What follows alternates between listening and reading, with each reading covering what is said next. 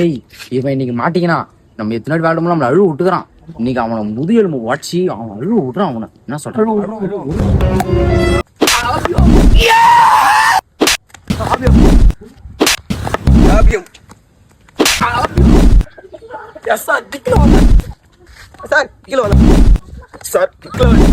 டேய் ஆகாஷ், எல்லாம் டிக்கில வச்சுட்டோம்.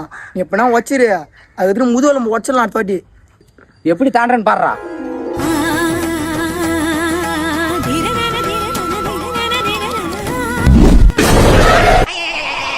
என் மேல ஒதிக்கிறா. இப்ப நீ என்ன அவரை மட்டும் பாடுறா.